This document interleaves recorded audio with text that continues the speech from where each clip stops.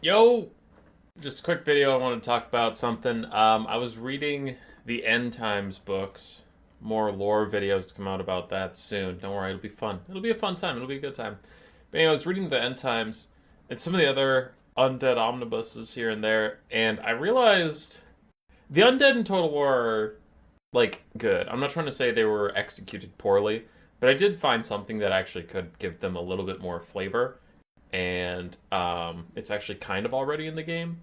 So in the books, Arkin and Manfred are sieging this city, and they're talking to each other and whatever. But it's going from Arkin's perspective, and every so often he'll have to refocus on the battle. And like when Manfred tells him to do something, he'll point at a specific skeleton unit, and all of a sudden they'll get a lot more animated and run a lot faster, and like do more damage.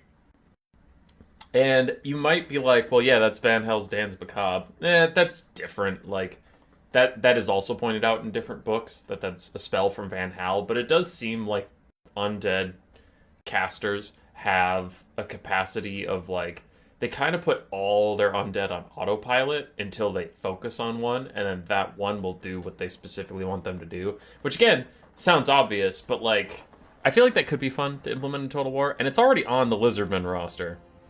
I made this Slan get the two I need. So Cold-Blooded stops Rampage plus leadership to a single target, and then shield the old ones. Everyone in this area gets damage resistance and leadership. Now that's more towards tankiness or not breaking, but you could just like reskin these abilities and give them to the undead casters because they're on every Lizardman, right?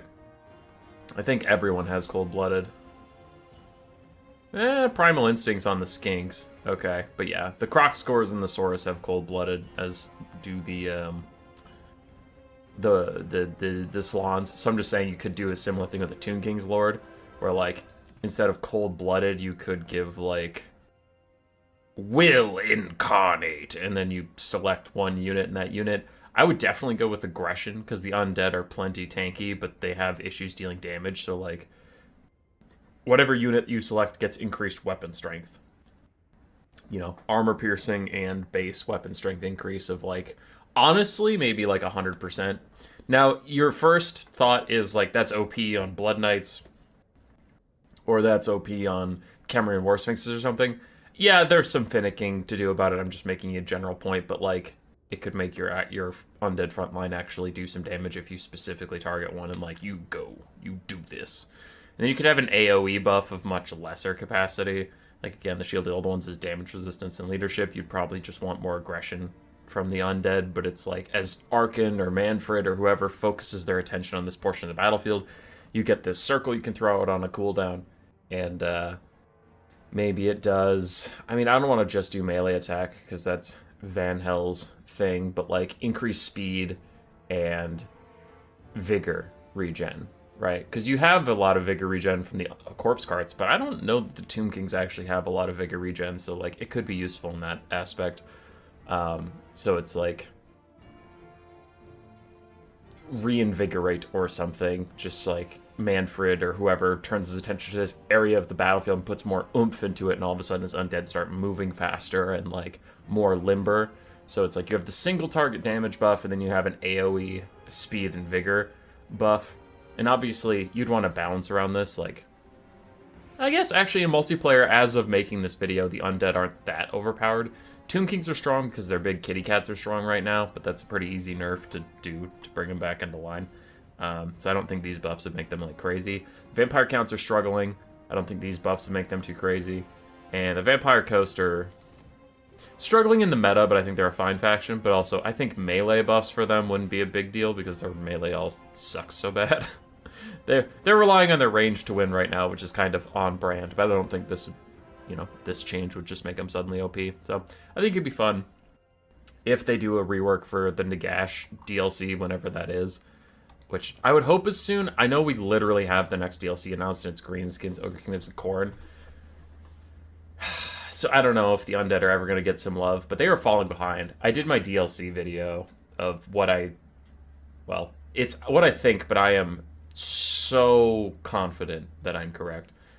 What the next DLCs are. Undead will be in 3 DLCs, so probably summer of next year, 2025, which is a long time to wait. And if you watch that video, I go through all the DLCs that have ever been released, and I just realized that the Vampire Counts have had 1 DLC. They're the only Game 1 race to have 1 DLC. And I think they've had the longest time between DLCs, too, so it's like, well, now you're in a pickle, because what do? You've already announced this one's Korn and them, so do you do Slaanesh and the Vampire Counts? Why? Those two have nothing to do with each other. You could do Slaanesh and Neferata and just try and spin it somehow, but that's kind of lame. And then I also pointed out in the video that the High Elves and Dark Elves actually have ties to Slaanesh, and they're also both due for a DLC. So it's like, okay, you could do a thematic DLC, but then the Undead get pushed further back. More specifically, the Vampire Counts get pushed further back.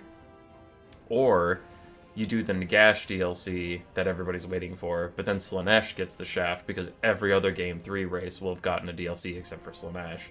So it's just kind of like, they're in a pickle that they made for themselves.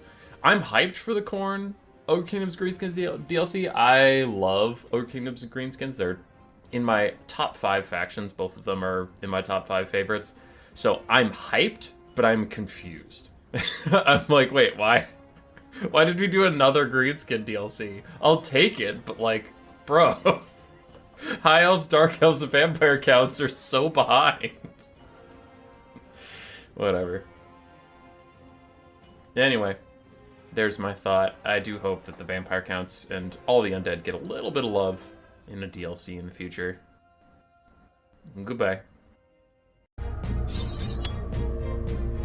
Roar.